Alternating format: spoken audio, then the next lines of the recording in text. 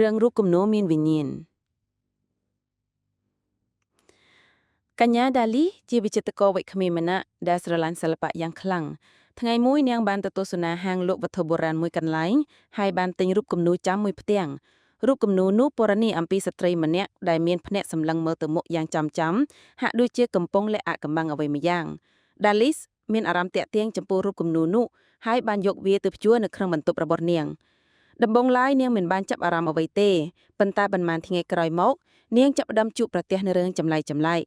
រាល់យប់នាងមានអារម្មណ៍ថាមាននរណាម្នាក់កំពុងសម្លឹងមើលនាងពេលខ្លះនាងលើសំឡេងធ្ងរតិចតិចចេញពីបន្ទប់ដែលរូបគំនូរនោះព្យួរនាងបានព្យាយាមរកមើលប្រភពនៃសំឡេងនោះប៉ុន្តែមិនដែលរកឃើញឡើយយប់មួយនាងភ្ញាក់ឡើងកណ្ដាលអាធ្រាត្រហើយបានឃើញភ្នែករបស់ស្ត្រីក្នុងរូបគំនូរហាក់ដូចជាកំពុងរំកើដាលីសភ័យខ្លាចជាខ្លាំងនាងបានព្យាយាមបិទភ្នែកប៉ុន្តែអារម្មណ៍ថានាងកំពុងត្រូវបានគេសម្លឹងមើលនៅតែបន្តនាងបានបោកភ្លើងហើយមើលទៅរូបគំនូរម្ដងទៀតភ្នែករបស់ស្ត្រីនោះនៅតែដដែលហាក់ដូចជានាងយល់ច្រឡំហេតុការណ៍ចម្លែកបានបន្តកើតឡើងសម្ភារៈរបស់នាងបាត់បង់ហើយលេចឡើងវិញនៅកន្លែងដែលមិនគួរនៅ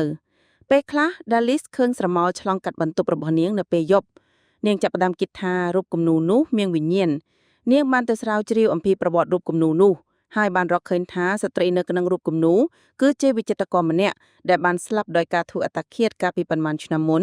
ដោយសារតែនាងមានអារម្មណ៍ថាគ្មាននរណាម្នាក់យល់ពីសិល្បៈរបស់នាង Dalis យល់ថាវិញ្ញាណរបស់វិចិត្រករនោះកំពុងតាមឡងនាងមានអារម្មណ៍អាណិតដល់វិចិត្រករនោះហើយបានសម្រេចចិត្តធ្វើពិធីបួងសួងឧទ្ទិសកុសលដល់នាងបានអុជធូបអធិដ្ឋានហើយបាននិយាយទៅកាន់រូបគំនូរថាខ្ញុំយល់ពីអ្នកខ្ញុំយល់ពីសិល្បៈរបស់អ្នក